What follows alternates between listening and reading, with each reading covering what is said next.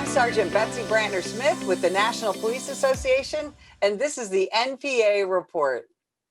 I am so fortunate today to have a guest on my show who some of you may be familiar with. I knew him as a police officer and then a filmmaker, and now I get to call him my friend. Patrick Shaver, welcome to the show. Hey, thank you so much for having me on, Betsy.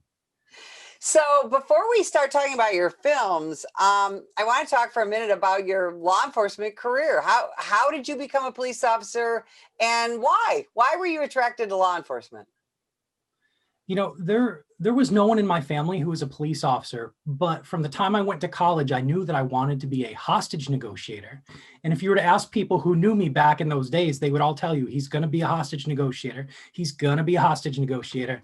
And so after I finished with my master's program in conflict management, because to me, hostage negotiation, conflict management, hand in hand, the Atlanta Police Department was hiring, and I got on with them. A couple years into my job there, I had a friend that went through something kind of traumatic, and I was looking for a way to help explain his story. And that's sort of where I turned the course of my career from police officer to filmmaker. And when you did that, because here you are, you're a big city cop, you're a busy guy. You're also, you were married and a brand new dad. And you all of a sudden made this pivot to trying to tell various police officers' story about when we use force, and that's the Officer Involved Project. Talk about how all that started. It's an extraordinary story. Oh, I appreciate it. You know, I was in the streets as a police officer, and I was having all these experiences with people, and I brought to the job a master's degree in conflict management. I was a crisis officer. People were still running from me. It was weird because to me, I'm the good guy everywhere I go. Don't worry, we can handle these situations. And people were running from me. People were, calling me names and all these things. So this was a whole new experience for a guy that came to this job to literally help people, a hostage negotiator. But when my friend went through this experience at work, I watched how being involved in a shooting had an impact on his personality. I watched how other people now interacted with him, including some inappropriate humor, which I think made him feel a little bit uncomfortable. And it wasn't too long after that I was out to dinner with a friend, and the friend started telling me, asking me, why can't a police officer just shoot someone in the arm or the leg? Why can't we shoot the tires off the car? Why are you guys so quick to try to shoot someone?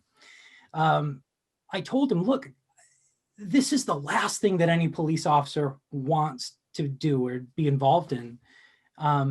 Let me find something that's in documentary form that you and I can sit down and watch. He was a thoughtful guy. And then I couldn't find it. So the rest of the story kind of wrote itself. Now, did you have the technical skills to be able to do this? No, not one bit. No, I loved the work that I did as a police officer. I came a little bit from academia because of my master's degree, and I had done research before. But no, as far as learning film, anything, I started watching YouTube videos. I started reading books. And then one day I was at a camera store, and I was asking a question to the man behind the counter.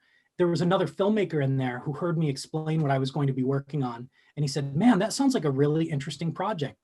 Do you need some help with that? In the film community, this is how people get involved in projects. They help each other. He came out, he was able to attend 3 different interviews with me before he said, I don't think there's anything else that I can do for you. I think that you've got this under control. But being able to read, being able to do research, and then having a filmmaker come out, that's where I learned that from. Now, here you were, you wanted to find different police officers who had been involved in critical incidents, use of force situations. Some of the officers you interviewed had been injured physically. But you had to be able to find the officers. You had to be able to travel or get them to travel. And then you had to get them to talk, which is very often difficult, isn't it? Cops, contrary to popular belief, cops don't like to brag about getting involved in a use of force incident. We don't like to brag that, hey, I shot somebody. It's one of the most traumatic things a police officer can go through, right? Yeah, absolutely. What I found when I was speaking with these police officers, and I should say this, that most of the police officers reached out to me. They found out what we were doing. Word of it started to get out there, and these police officers would reach out to me, which was really helpful because I tried to reach out to police officers and they would say no. They didn't know me from anybody else. They would tell me no. But once people started reaching out to me and the word got out there, they would reach out to share their story. And we would sit down and we would connect, and they would all tell me that, you know, I've never told anybody this before, or, hey, I'm going to tell you something that I haven't even told my wife. They don't really talk about these things. These are extremely traumatic events, and they can really alter not just the way officers feel about themselves, but the way that they do things in the future, the way that they see themselves in their career as well.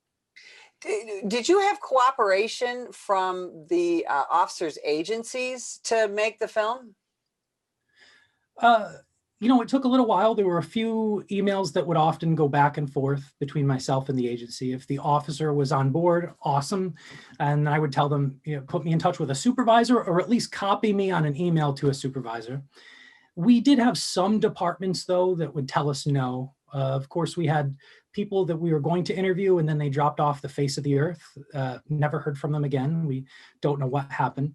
We had one gentleman, and I really wish I could have sat down and interviewed him.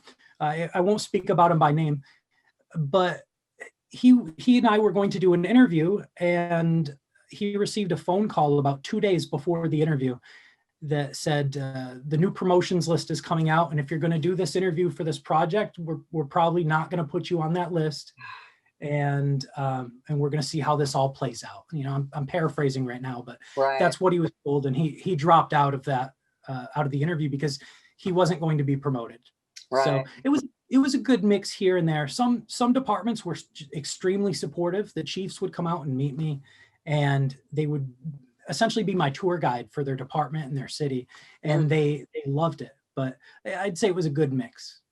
Now, all this time, you're gathering all this footage and you put it together, and do you have the film on you? It's a beautifully edited, it's a movie that you can purchase, you can share, and it's a great film to share with pro-police community groups and things like that. And so now you came out with this this film, and here you are now, a filmmaker, and you're also still a cop. What kind of reception did you get from the arts community, the film community, for the officer involved project? In one-on-one meetings, it was extremely supportive with anybody from the arts community, anybody that I spoke with. I even met people who were involved in some of the protest action, and we found ourselves, for whatever reason, standing in the same room, and they loved what I was doing. They, you know, we need more of this. The world needs more of this. On the film festival circuit, it was denied by 40 plus film festivals around the country. And it is a feature-length documentary. It was made to look like a real documentary. It is, but I say this as somebody who had never made a movie. It was made to look like a movie. And it was denied 40 plus times. The Knoxville Film Festival chose it, and that was the only film festival it had ever gotten into.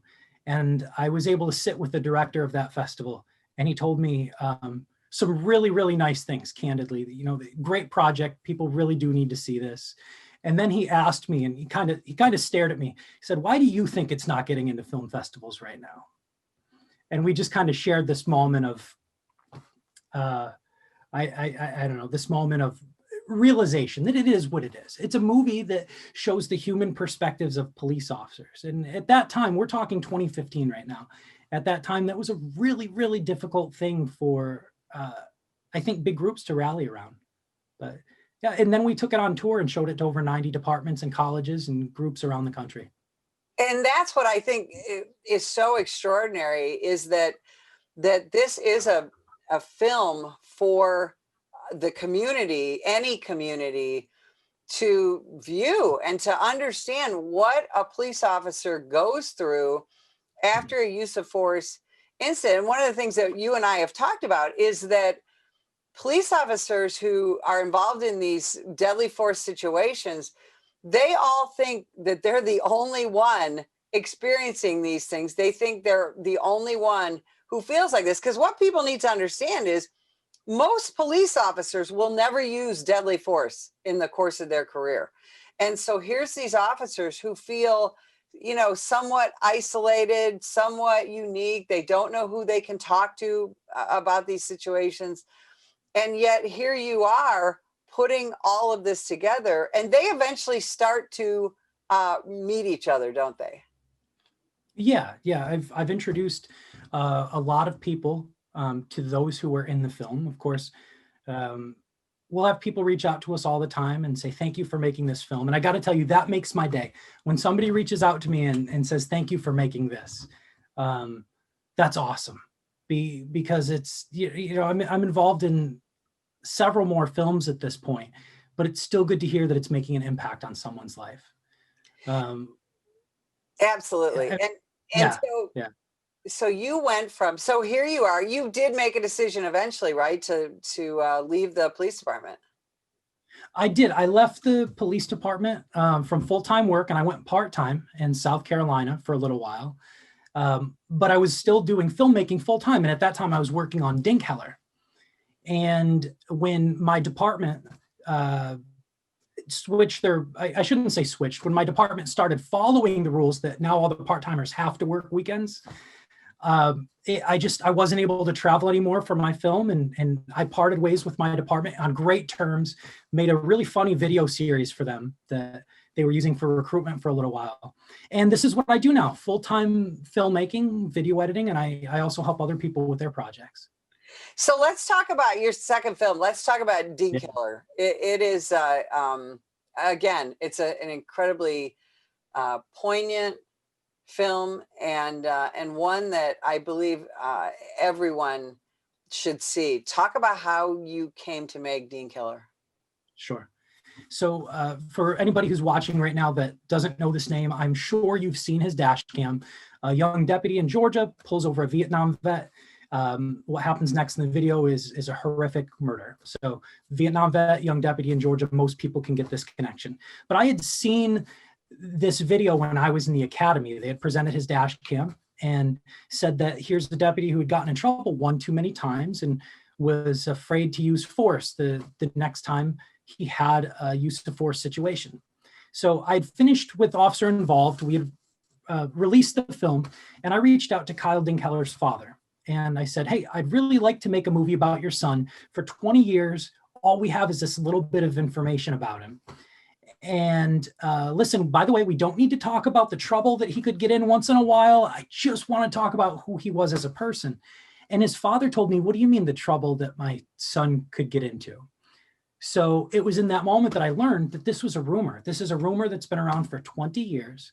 And in telling the story of Kyle Dinkeller, we actually got to the seed of truth that probably spawned the rumor. But we interviewed friends, family, community members, and that became my second feature-length documentary. And it is a fantastic film. And I know his dad was and still is so pleased with how it turned out. And because Kyle Dinkeller's story is it's a cautionary tale just from an officer safety perspective. And it's something that, again, every cop in the country has probably seen. And I think a lot of citizens have seen it as well. But there is so much more to the story, and there is so much more to Deputy Dinkeller and his life, his career, his decision to get involved in law enforcement, and then also that deadly encounter where he was horrifically murdered. I mean, you did such a good job of, frankly, of clearing the record. And but I don't want people to think it's just this horrible movie about a police officer's murder.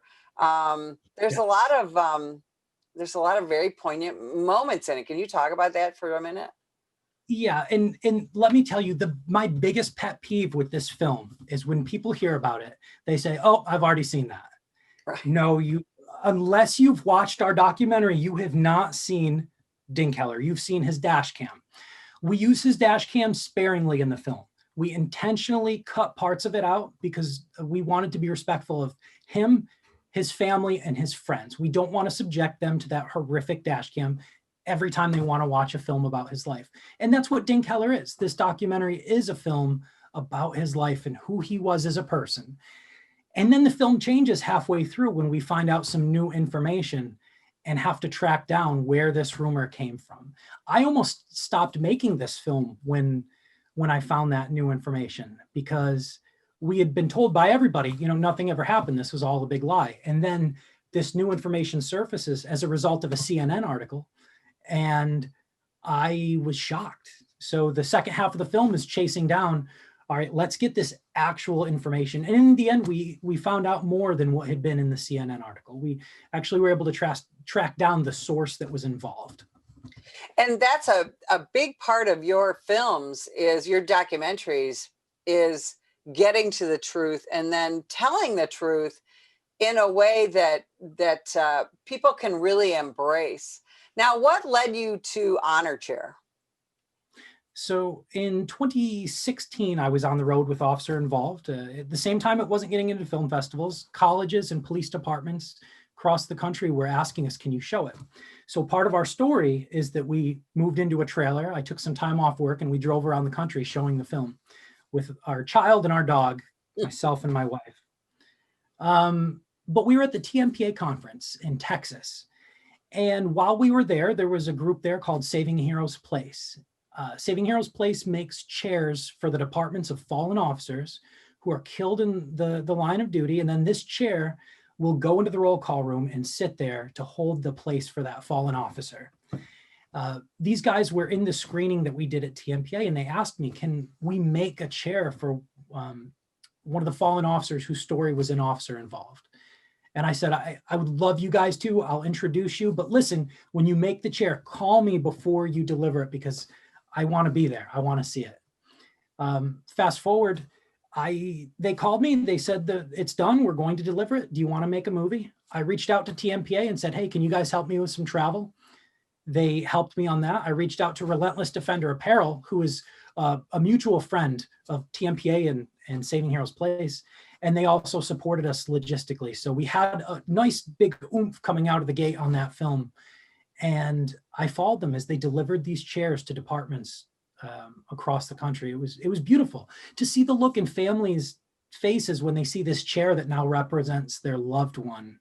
It's really, really emotional. And for me, as the cameraman, I'm trying not to get involved in that emotion, but I'm behind the camera in some aspects, just tearing up like a really emotional person. I don't want to say a baby because I don't want to insult a baby, but I'm tearing up when this is happening. But that was a project that had so much heart in it.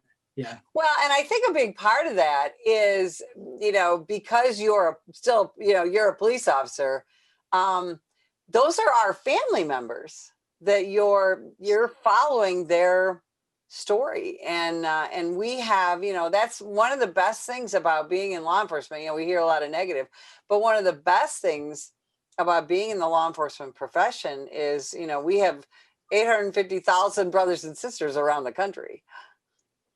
Yeah. It's as diverse as it is wide, and there's so much heart, so much passion. And to be able to go with these guys and girl, because one of the guys, his wife is involved as well. It's just amazing to be able to see that and to share those moments.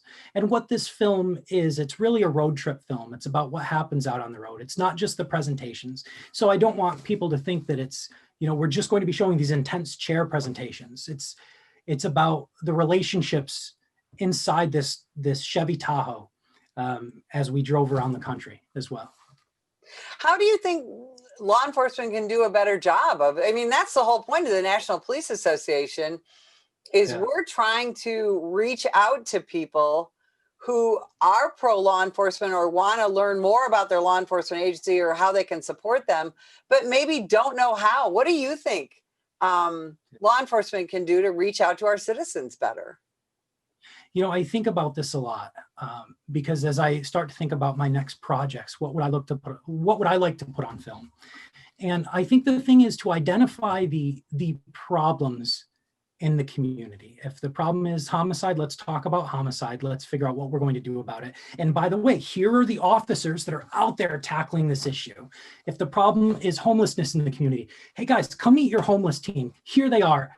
Find out what they're doing. So it's not so much that we are trying to alter the perspective of police officers.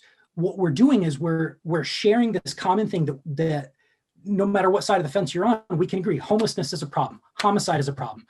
Here are the people whose job it is to fix that problem. And I think that's going to be how we get on the same page moving forward. Sometimes I wonder if I've spent too much time on the humanization of police officers as opposed to helping people understand, here's how these humans are fixing your problems, because I think that's the next step. I think how they're fixing it.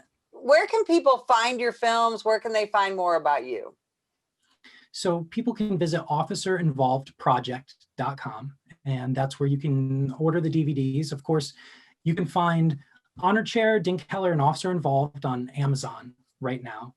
And follow us on Facebook at Officer Involved Project. We don't get involved in the politics because everything these days is so politicized. We like to talk about things that we really care about. We like to share good news, and we like to talk about our projects, because this is my way of trying to change the world. And I don't know where it goes from here, but I know that whatever project I do next, I'm going to give it 110%.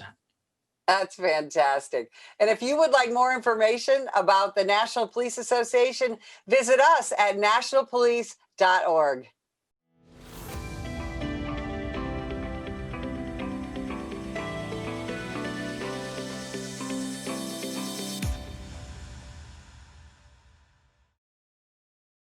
This year, over 50,000 law enforcement officers have been assaulted while on duty.